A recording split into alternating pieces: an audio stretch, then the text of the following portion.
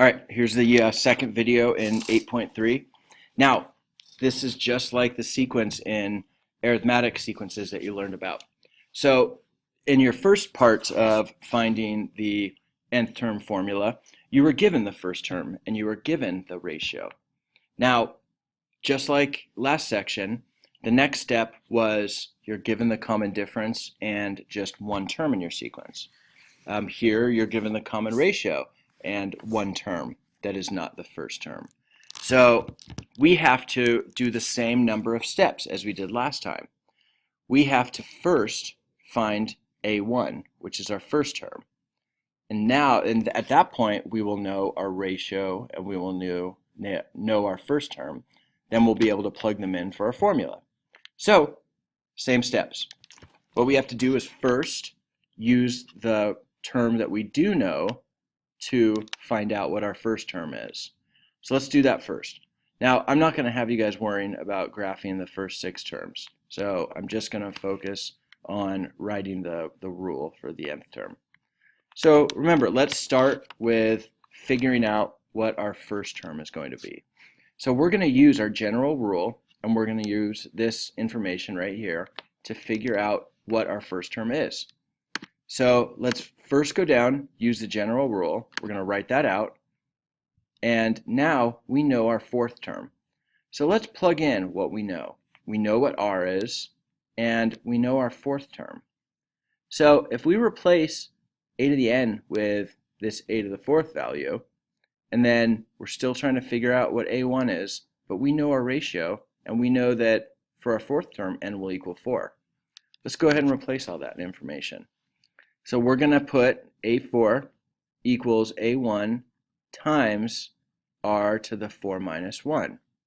Now look at this. We know 2. We know a to the fourth, a4. Let's replace those. We get 12 equals, our common ratio is 2, 4 minus 1 is 3. Now, we just multiply this out. We get 2 to the third is 8. 12 divided by 8 is just 1.5. So for A1, we get 1.5. So that means our first term in this sequence is 1.5. Now, for writing out our nth term formula, we know that our first term is 1.5, our r value is 2, so we're going to write our general rule down, and we're just going to replace A1 with 1.5 and replace r with 2. Let's go ahead and substitute for these right here. That's all we do right here. That is literally it. We go through the same steps as we went through before. We use A4 and 12 to figure out what our first term is, and then just plug our first term in and the ratio that we know to get our general rule. It's really, really simple. So what I'm going to do before I give you guys the problem that I want you to do, let's go ahead and I want you to solve this problem here. So you know that one term in the sequence is A5. You know A5 is 32, and the common ratio is 2 over 3. I'm going to go ahead and give you guys a minute to go ahead and solve this problem right now. Just write your problem, use good formatting, go ahead and write it in the text box, and go ahead and do that right now. All right, now that we're back here, let's go ahead and remember our third type of problem is when we only know 2 points. So here all we know is that the second term is 12 and the fifth term is negative 768. Now you can tell we're going from the second term to the fifth term. These numbers are pretty far apart. Again, remember, these are exponentially growing. So we're going to either get really big really fast or really little really fast. So this was our third type of problem with arithmetic sequences as well. We only knew 2 numbers in our sequence, but we didn't know what the first one was, and we didn't know what our ratio was. So let's use these numbers to find our ratio. So we're going to write a system of equations. So remember, this is our general rule, and we're going to substitute our second term and our fifth term into these two equations, and this is going to allow us to solve for A1, and we're going to get that value to go ahead and eventually solve for R and A1. So let's go ahead and make two equations.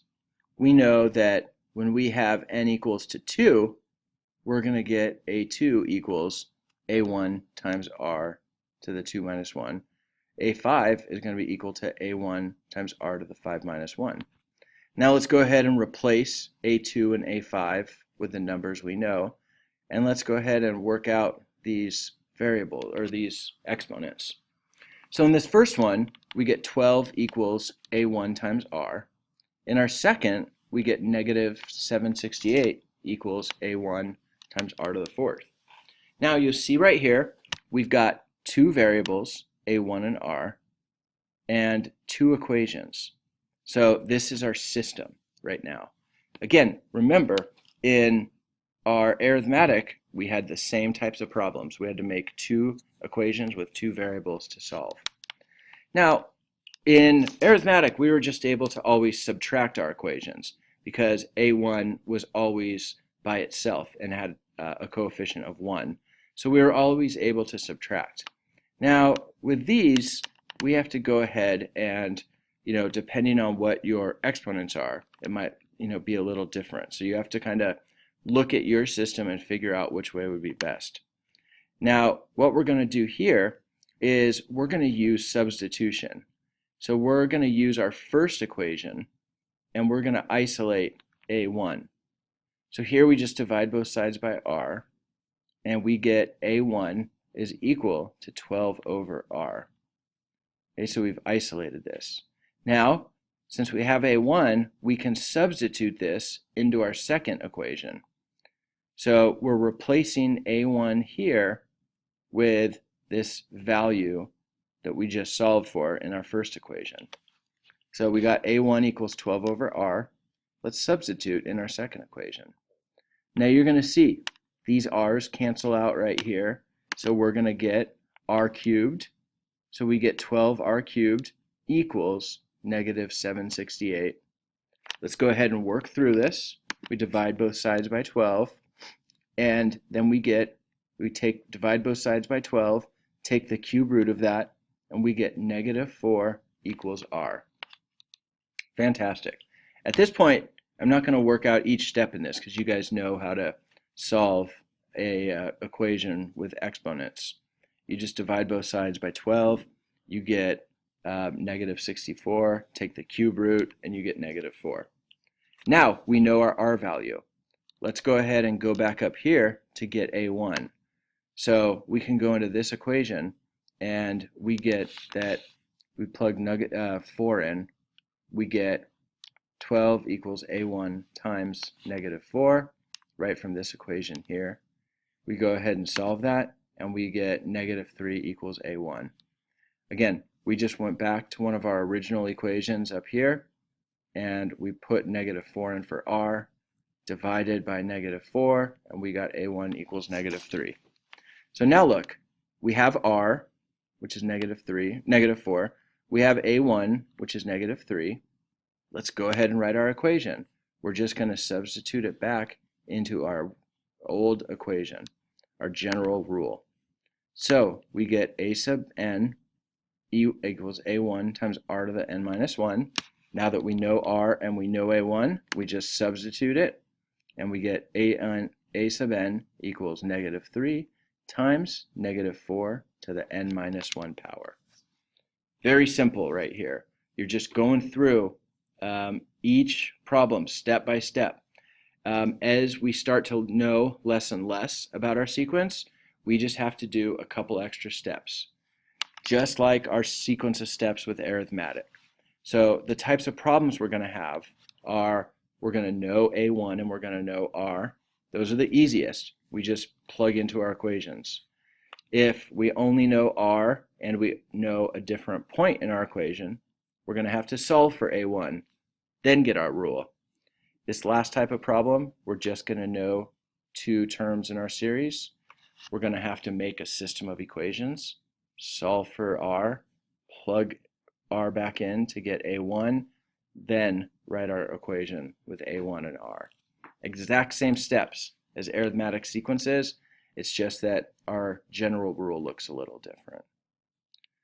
All right, good. What I want you guys to do now is I've got a problem for you to look at here. I want you to do number 6 right here. Don't worry about 5 right now. Don't worry about 5. Just do number 6. All you know is the second term and the fourth term. I want you to write a rule, write an nth term rule. Don't worry about graphing the first six terms. Just do number 6, write out your nth term rule.